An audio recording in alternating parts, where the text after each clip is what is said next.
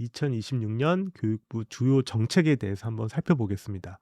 과연 무엇이 달라지나? 우리 학부모님들이나 선생님들께서는 교육부 정책이 나랑 무슨 큰 상관이 있을까라고 생각하실 수 있지만 교육부의 주요 정책에 따라 교육부 각 과가 계획을 세우고 기본 계획을 세우고 그것에 따라 각 시도에서 또 계획을 세웁니다. 그리고 그게 결국은 학교 계획에 반영이 되기 때문에 교육부 주요 정책이 바로 올해 26년도에 큰 교육의 방향, 어떤 정책의 큰 흐름을 알 수 있어요. 특히나 올해 같은 경우는 여러 가지로 큰 변화가 있을 것 같습니다. 제가 살펴봤더니 어떤 교육 대전환이라든가 학생 맞춤형 교육이라든가 어떤 교육활동 보호에 관련돼서 학부모님들 그리고 선생님들도 꼭 아셔야 될 것 같아요. 이런 2026년에 교육 정책의 3대 핵심 키워드를 뽑아봤어요. 교실 혁명, 디지털 대전환, 교육 안전망입니다. 교실 혁명이라 함은 과거에 아이들이 엎드려서 잠들어 있는 학교, 어떤 수동적으로 지식을 습득한 학교가 아니라 2022 개정 교육과정에 학습자 주도성, 그래서 이제는 집어넣는 교육이 아니라 어, 스스로 끄집어내는 교육으로 이렇게 바꾸겠다. 그래서 질문 중심 수업이라든가 앞으로 항상 우리 교육의 문제점, 이, 이 찍는 단답식 문항이 아니라 서논술형 평가를 확대하겠다. 그리고 고교의 성취 평가제, 어떻게 보면 절대 평가죠. 그리고 고교 학점제를 안착시키겠다. 그리고 지금은 인공지능 대전환 시대잖아요. 디지털 대전환에 맞춰서 AI 디지털 교과서 도입을 위한 교원 역량을 강화하겠다. 저는 개인적으로 단순히 디지털 교과서뿐만 아니라 수업 전반에 있어서 AI를 활용하는 역량 함양이 필수다라는 생각이 들고요. 지능형 과학실, 과거에 근데 실험만 하는 과학실이 아니에요. 다양한 여러 가지 스마트 도구들이 그리고 다양한 어떤 탐구학습이 가능한 그런 최첨단 과학실을 구축을 하겠다. 그리고 데이터 기반 탐구 활성화를 해보겠다.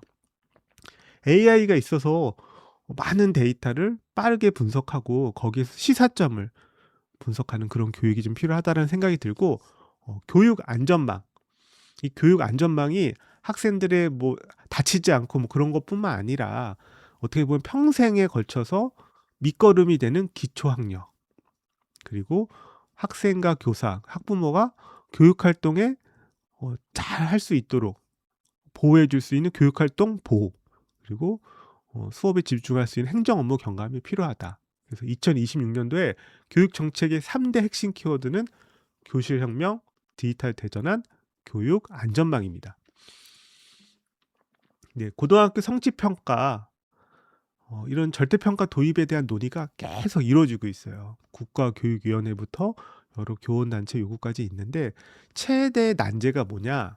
성적 부풀리기예요. 우리 선생님들이 이제 아무리 성취평가를 하려고 한다 하더라도 학부모 민원이라든가 또 제자가 좋은 대학을 가야 되는데 엄격하게 평가하기가 참 쉽지가 않거든요. 그래서 이런 성적 부풀기에 대한 우려가 커요. 그래서 이런 것들을 한번 막아보겠다. 그래서 학교가 이게 제대로 운영될 수 있도록 모니터링을 강화하겠다. 그래서 1단계로는 단위학교 자체 점검, 2단계 시도교육청 모니터링, 3단계 국가 및 평가관리센터의 맞춤형 컨설팅을 한다라고 하는데 저는 아쉬워요. 뭐냐면 모니터링이 아니라 3단계 지원 시스템을 만들었으면 어떻을까. 모든 부담이나 민원을 학교에 돌리는 거 아닌가, 선생님께 돌리는 게 아닌가라는 생각이 들어서 학부모 홍보라든가 어떤 문제 은행이라든가 어떤 좀 더 학교 평가의 양질의 그런 평가 운영을 위한 지원이 더 필요하다. 시도교육청 어떤 센터들이 좀 더 많이 역할을 해야 된다는 생각이 들고, 한마디로 학교의 임의로 높은 성취도를 남발할 수 없게 되며 내신 관리의 엄격성을 강화하겠다라고 하는데 이 보완 대책이 꼭 필요할 것 같습니다. 정답만 찾는 공부는 끝. 질문하는 학교가 온다. 그래서 시범 학교를 이제 2026년도에 이 300개로 질문하는 학교를 늘린다라고 하고 질문 중심 수업, 학생의 비판적 사고를 함양을 위한 수업 혁신 모델을 일반화하겠다.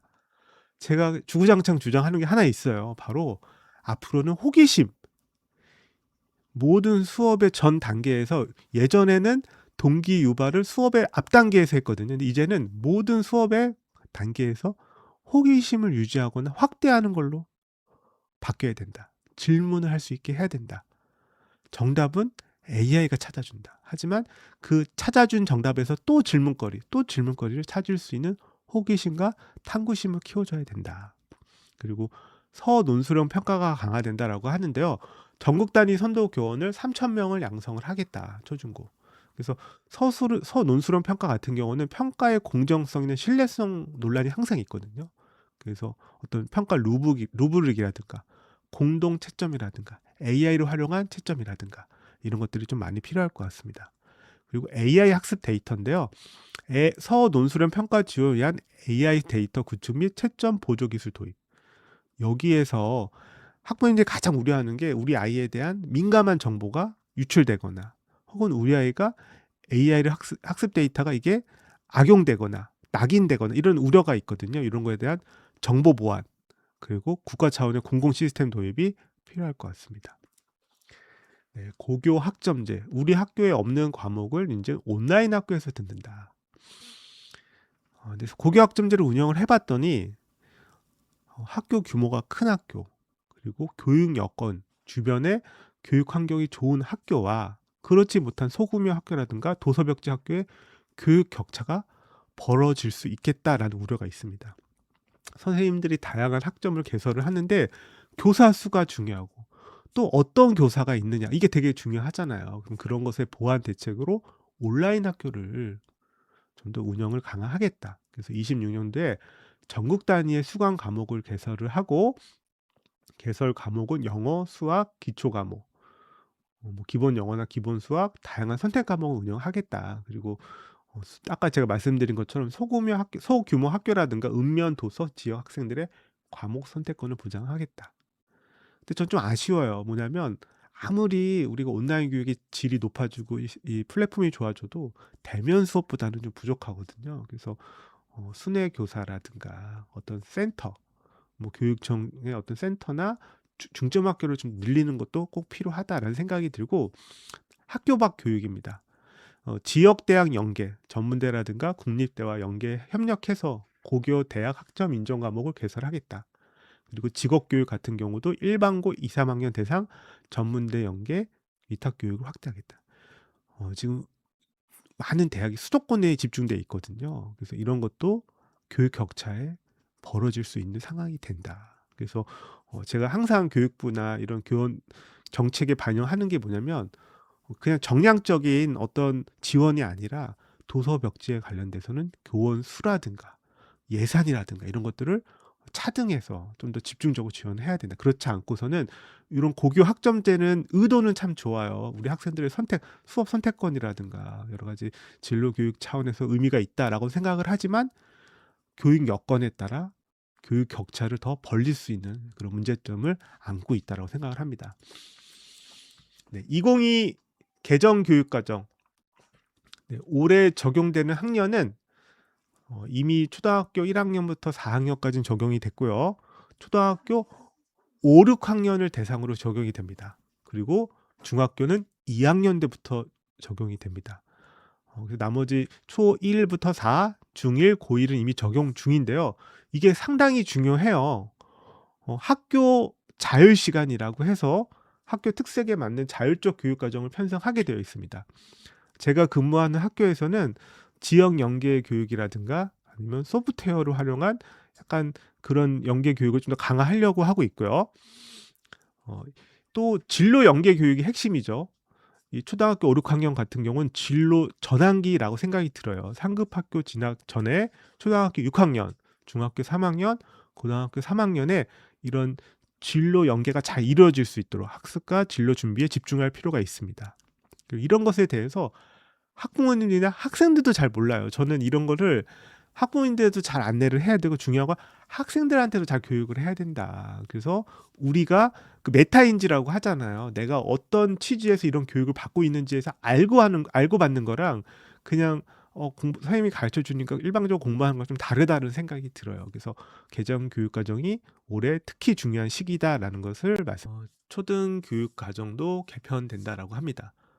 체육 활동이 대폭 늘어난다라고 하고요. 즐거운 생활이 교과에서 분리돼서 재구조화된다.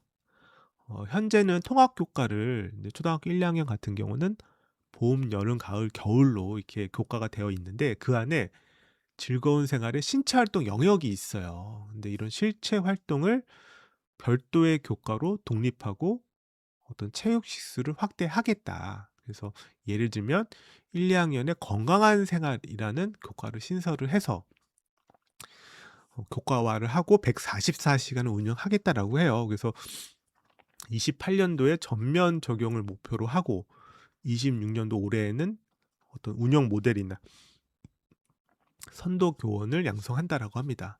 그리고 창의적 체험 활동 및 기타 교과에서도 어떤 예술, 놀이 영역에 이런 교육을 확대한다라고 해요. 목표는 초등학생들의 신체 활동 경험 중심 교육을 강화하고 비만 체력을 저하하겠다라는 취지인데요. 제가 하나 좀 염려되는 거는 이 초등학교 저학년 같은 경우는 근데 이게 안전하게 이런 신체 놀이 수업하기가 정말 현실적으로 쉽지 않다. 특히나 학교 1학년 같은 경우는 학교에 적응하고 단체 생활을 이제 막 시작하는 시기고 어떤 주의 집중이나 이런 것도 상당히 짧기 때문에 어떤 이런 신체 활동 중심 교과를 늘리고자 할 때는 그에 따른 지원도 확대해야 된다.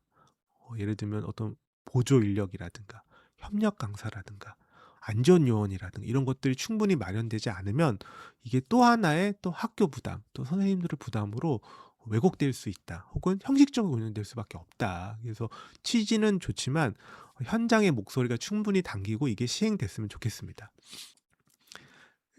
이제 AI 디지털 교과서 시대 선생님도 공부해야 된다라고 하는데 꼭 AI 디지털 교과서로 한정 지을 필요는 없다라고 생각이 들어요. AI 교육의 시대죠. 그리고 이거를 교원 역량 체계를 9가지 핵심 역량으로 이렇게 선정을 했어요. 그래서 기본은 AI 교육을 이해하고 AI 윤리 및 안전, AI 교육을 실천할 수 있고 그러니까 어떤 AI 교육의 기본적인 개념이나 어떤 기본 툴을 이해하고 있으신가에 대한 얘기고요. 그다음에 그거를 실천할 수 있느냐. 데이터 기반 분석, 맞춤형 수업 설계, 그리고 AI 활용 평가입니다. 그래서 이것을 어떻게 학생들의 맞춤형 수업과 교육 효과를 만들어낼 수 있느냐. 어떤 수업의 평가에도 AI가 충분히 활용될 수 있다라고 보는 거고요. 그다음에 전문성은 결국은 이런 자기주도적 교사의 성찰과 개인적인 노력뿐만 아니라 동료와 협력하고 또 학교에도 이런 혁신 리더십을 통해 발전시키자.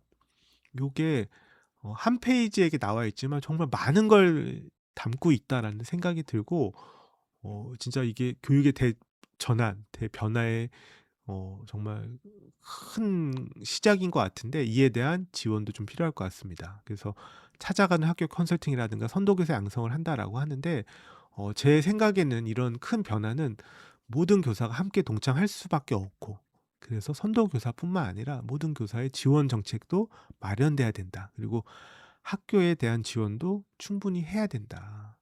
이것을 단순히 학교에서 알아서 해라라는 건 제가 보기에는 정말 교육 변화를 이끌어내기가 쉽지 않겠다. 충분한 어떤 지원 대책이나 이런 발전 토대를 마련할 수 있는 정책적인 노력, 지원 대책이 필요할 것 같습니다. 수학, 과학이 데이터 기반으로 진화한다. 그래서 이런 지능형 과학실 그리고 공학 도구를 활용하겠다. 그래서 단순히 문제 푸는 수학, 과학에서 데이터를 다루고 해석하는 능력 중심으로 변화하겠다. 과거에는 불가능했어요. 이 방대한 어떤 설문조사를 한다라고 해도 분석 툴이 너무나 전문적이고 어려웠지만 이제는 AI를 활용해서 우리 학생들도 충분히 분석이 가능하다. 근데 이 데이터 수집에 있어서 어떤 그 절차 같은 것들 잘 교육이 필요할 것 같고 그다음 디지털 탐구 도구들이 계속 개발이 되고 있거든요. 그런 게 적절히 수업에 활용될 수 있으면 좋을 것 같아요. 그리고 RGOMS 되게 예전부터 들어온 프로그램인 걸로 알고 있고 근데 이런 것들이 좀 다양화되면 좋겠다는 생각이 들어요. 기초학력 보장입니다. 한 명의 학생도 놓치지 않겠습니다. 국가, 지역, 학교의 3단계 지원 체계를 구축을 하겠다. 교실에서는 1수업 2교사제, 그리고 26년부터는 모든 시도에 기초학력 지원 센터를 운영을 필수화한다. 그리고 학교, 지역이 지원 체계를 갖는다. 문해력, 수리력 진단 및 방과 후 1대1 멘토링 프로그램을 제공을 하겠다. 저는 뭐 이런 여러 가지 삼중 뭐 안전망이라고 하잖아요. 근데 이런 것도 필요한데 첫 번째로 교실에, 그리고 또 예방적인 노력이 필요하다. 그리고 수업 안에서 이런 이렇게 좀 학력 저하가 없도록 할 수 있는 그런 프로그램들, 그리고 과거에 뭐 학력 보충 프로그램들이 많이 운영되게 많이 축소가 됐거든요. 그런 것들도 조금 더 확대되면 좋겠다는 생각이 듭니다. 맞춤형 학업 성취도 자율평가라고 해서 초등학교 3학년부터 고2까지 희망하는 모든 학교를 대상으로 컴퓨터 기반 평가 CBT를 한다라고 합니다. 그래서 PC, 노트북, 태블릿을 활용한 디지털 평가이고, 초3은 지필 평가와 CBT를 선택할 수 있도록 한다. 평가 영역은 교과는 국어, 수학, 영어, 사회, 과학, 그리고 사회 정서적 역량 진단. 그 결과는 학생 개별 맞춤 학습 지원 자료로만 활용이 된다. 그러니까 이게 논란이 좀 많았던 학업 성취도 평가인데요. 과거에 일제식 평가가 아니냐 그런 우려 때문에 이런 공개는 하지 않고 개별 학부모에게 통보가 된다라고 해요. 그래서 저는 기본적으로 평가가 정말 중요하다. 평가가 학습을 위한 토대가 되는 그런 평가여야 되고, 평가를 위한 평가가 되면 안 된다. 요즘에 이 컴퓨터 기반 평가라고 해서 많은 이런 기술적인 기능이 많이 늘어났잖아요. 그래서 그런 것들이 이제 잘 이루어졌으면 좋겠는데, 또 이걸 또 학교의 몫으로만 돌리는 것보다는 좀 열어놔서 학부모님들이 가정에서도 이거 평가에 참여할 수 있게 좀 열어놓으면 어떨까라는 생각도 듭니다. 직업교육의 미래, AI 소프트웨어 마이스터고와 협약형 특성화고입니다. 협약형 특성화고는 이 특성화고의 경쟁력 강한 것 같아요. 지자체, 기업, 대학과 협약을 해서 지역 인재를 육성을 하고 지역에서 배우고 지역에 취업을 한다. 핵심은 취업이죠. 그리고 또 하나 실습인 것 같아요. 우리 학생들이 특성화고 학생들이 가장 어려움을 겪는 게 안전하게 실습하고 실습에서 인권이라든가 뭔가 안전이 잘 보호가 되느냐 이런 것 같아요. 근데 이런 것들을 10개교 내외 선정을 한다라고 하는데 좀 더 많이 확대됐으면 좋을 것 같아요. 그리고 AI 소프트웨어 마이스터고인데요. 최첨단 신산업 분야를 중심으로 마이스터고를 신규 지정하고 제도약을 지원하겠다. 현장 맞춤형 교육과정 운영 후 졸업 후 즉시 전략하겠다. 이게 참 어려워요. 근데 앞으로 AI 시대에 일자리의 대격변이 예상이 되고, 특히 소프트웨어를 졸업한 명문대를 졸업한 인재들조차 취직이 안 되는 시대에 지금 돌입했거든요. 바이브 코딩이라고 하잖아요. 이게 이제 코딩 프로그램을 쓰는 게 아니라 AI를 활용해서 코딩하는 시대가 왔는데, 시대의 변화를 잘 읽어야 되고 거기에 맞춰서 일자리와 잘 연계를 해야 된다. 우리 학생들이 큰 기대를 갖고 AI 마스터고로 갔는데 그게 실질적인 취업과 연계가 안 된다거나 이런 사회 변화에 발을 맞추지 못한다라고 하면 이게 어려움이 크잖아요. 그래서 이런 것들은 국가 차원의 이런 전략적으로 일자리와 연계돼서 좀 운영이 됐으면 좋겠다는 생각이 듭니다. 교권보호입니다. 선생님이 가르침에만 집중할 수 있도록. 그리고 민원 대응팀이 창구 단일화를 하겠다. 그것도 민원이 뭐 교사 개인의 핸드폰으로 오는 게 아니라 학교의 대표 전화라든가 뭐 교육부의 뭐 이런 여러 가지 플랫폼을 통해서 이렇게 공식적으로 올 수 있게 하겠다. 그리고 통화를 녹음하겠다. 아동학대 신고를 대응하겠다. 무분별한 아동학대에 대해서는 교육감 의견 제출을 통해 보호를 하고, 이런 정당한 교육 활동에 대한 악성 민원은 기관 차원에서 대응을 하겠다. 그리고 심리 지원은 교원 맞춤형 심리 상담과 어떤 치료 프로그램을 확대하겠다.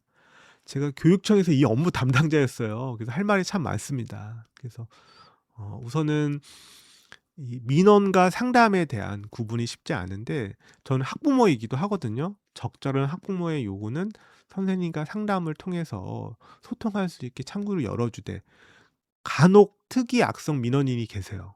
그럴 경우에서는 강력한 처벌을 통해 교사가 안심하고 학부모를 만날 수 있게 해주면 좋겠다. 이 아동학대라는 게 정말 모호합니다. 정서적 아동학대라는 그런 항목이 코에 걸면 코걸이, 귀에 걸면 귀걸이거든요. 선생님에 대한 불만을 어떤 악용해서 이걸 신고하는 경우들이 많고, 신고해도 불이익이 없어요. 근데 악의적인 아동학대 신고에 대해서는 충분한 불이익이 될 수 있는 제재 조항이 필요하다라고 생각을 하고요. 그다음에 심리 지원은 선생님들이 이런 많은 이런 소진과 민원에 시달리다 보니 심리적으로 위축되어 있거나 소진되는 경우가 많다. 이거는 예방 프로그램 중심으로 운영하는 게 어떨까? 심리가 한번 위축되거나 악화되면 회복이 어려워요. 거꾸로 예방하면서 관리하는 것 중심으로 심리 지원 체계가 운영됐으면 좋을 것 같습니다. 그리고 학교 행정 경감인데요. 선생님은 아이들 곁으로 업무 이관, 학교 업무 총량 감축 전략을 해서 업무를, 학교의 복잡한 행정 업무를 교육지원청으로 이관한다. 디지털을 효율화해서 반복 행정은 자동화한다. 근데 제가 6년 만에 근데 교육청에서 근무하다 학교에 왔는데, 야, 업무는 더 훨씬 늘었습니다. 공문이 하루에도 수십 개가 아니라 수백 개 와요. 이게 정말 실효성 있게 운영이 돼야 되는데, 새로운 업무, 새로운 뭐가 계속 생깁니다. 그리고 기존 업무도 계속 이어지고 있어요. 뭐 일몰제를 한다, 뭐 어떻게 뭐 통합한다 해지만 현실적으로 그렇게 잘 안 되고 있거든요. 그리고 교육지원청에서도 이게 되게 아이러니인데, 지원청이 교육청이 커지면 또 그만큼 많은 걸 요구하고 많은 걸 보고하게 해요. 그 근간에는 학교에 대한 자율성을 보장하지 않거나 학교 교육 행정에 대한 신뢰가 없다.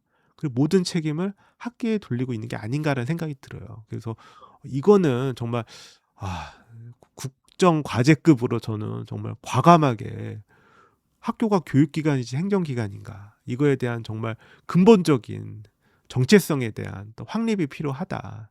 아무리 이게 말로 학교 업무 정상화를 10년 넘게, 제가 10년 넘게 그 얘기를 저도 했고 들었지만 현실적인 변화는 거꾸로 악화됐다라는 생각이 들거든요. 그래서 제발 선생님들이 수업과 생활지도에 집중할 수 있는 환경을 만들어 달라. 끊임없이 확인하고 또 확인하는 이런 행정기관의 이런 행태를 없애야 된다라고 생각이 듭니다. 독도교육 강화가, 제가 작년에 교육부 계획인 이런 독도교육 강화 내용이 별로 이렇게 강조되지 않은데 올해 특히 강화됐고, 특히나 올바른 역사의식 함양이 되게 강조되고 있어요. 그래서 독도교육 주간을 연중 일주를 선정을 해서 운영을 하고 10시간 이상 교육과정에 편성해서 운영하는 걸 권장하고 있다. 그 체험 중심의 독도교육을 운영해라. 사회가 혼란하고 국가 간에 이런 여러 가지 대외 관계가, 이런 문제가 많을 때 바른 역사관 함양이 저도 필요하다는 생각이 들고, 또 우리 영토에 대한 그런 이해가 정말 필요하다라는 생각이 듭니다. 근데 마지막으로 학부모님들 체크리스트 크게 5가지 한번 말씀드릴게요. 근데 고등학교에 성취평가가 이제 도입이 된다라고 하는데, 이건 조금 논란이 있어요. 하지만 우리 학생의 이런 내신 관리 전략에서 저는 성취평가든 뭐 현재 뭐 상태평가든 간에 우리 아이가 이런 성적 관리에 대해 학부모님이 좀 관심을 가질 필요가 있다. 그리고 우리 아이들이 되게, 저도 고등학교 자녀가 있는데 좋아하는 과목에 집중하고 몇몇 과목을 포기하는 일이 있는데, 그러면 안 된다. 과목을 적절히 힘들어도 최소한의 공부는 해야 된다라고 생각이 들고, 학교에 디지털 대전환을 꾀하고 있어요. 뭐 AI 디지털 교과서 도입되고, 뭐 지능형 과학실뿐만 아니라 여러 가지 AI 교육이 도입이 되고 있는 상황에서 학교의 그런 교육에 대해서 이해를 하고, 또 우리 아이가 적절히 함께 참여하고 이용할 수 있도록 부모님도 아셔야 된다. 그리고 학교의 맞춤형 학업 성취도 자율평가가 운영이 되는데, 이거는 평가에 참여하는 것도 물론 중요하지만 그 결과를 잘 확인해봐라. 그게 그 안에 여러 가지 분석을 요새는 잘 컴퓨터 시스템 잘 해준다라고 하니, 그거에 대해서 한번 평가를 보면서 우리 아이의 여러 가지 학업 진단을 좀 해볼 필요가 있다. 그리고 올해 초등학교 5, 6학년 중2 자녀의 2022 개정교육과정이 반영이 되는데, 전반적으로 기존의 교육과정과 많이 바뀌는 면이 있다. 교과서도 많이 바뀔 거예요. 한번 교과서 한번 봐주시면 좋을 것 같고요. 그 다음에 소통. 학교 민원은 이제 선생님 개인 연락처로 하는 거는 이제 교육부 차원에서 이제 막고, 이제는 학교의 공식적인 민원 창구, 학교 전화라든가 학교의 어떤 홈페이지나 이런 것을 통해서 연락을 할 수 있도록 아마 운영이 될 것 같습니다. 그래서 공식 창구를 통해 학생과 학부모, 이렇게 학교 간의 소통이 이루어진다. 네, 오늘 한번 교육부의 주요 정책을 한번 쭉 살펴봤는데요. 제가 생각하기에는 디지털 대전환에 맞춰서, 그리고 어떤 수업의 혁신을 위해서, 그리고 그 목표는 결국은 학생 맞춤 교육이었다. 그리고 그걸 더 잘하기 위해서 기초학력도 보장을 하고, 학부모 교육활동 보호도 하고, 여러 가지 이런 행정적인 업무 경감도 하려고 하는 그런 교육부의 전체적인 노력이 담긴 주요 계획이었거든요. 그래서 제 소감은 이게 계획으로만 끝나면 안 된다. 결국은 모든 정책은 교실에서 그게 이 생명을 갖게 된다. 근데 학교까지 흘러가는 과정에서 왜곡된다거나, 거꾸로 학교에 부담이 된다거나, 학부모나 선생님들한테도 거꾸로 안 좋은 영향을 끼치면 안 된다. 그래서 이런 교육 정책에 있어서는 충분한 홍보, 설명, 그리고 참여, 그리고 결국은 선생님들이나 학부모님들이 바뀌어야 되기 때문에, 근데 이런 것들에 대해서는 당사자의 의견도 충분히 듣고 당사자와 함께 해야 된다라고 생각이 듭니다.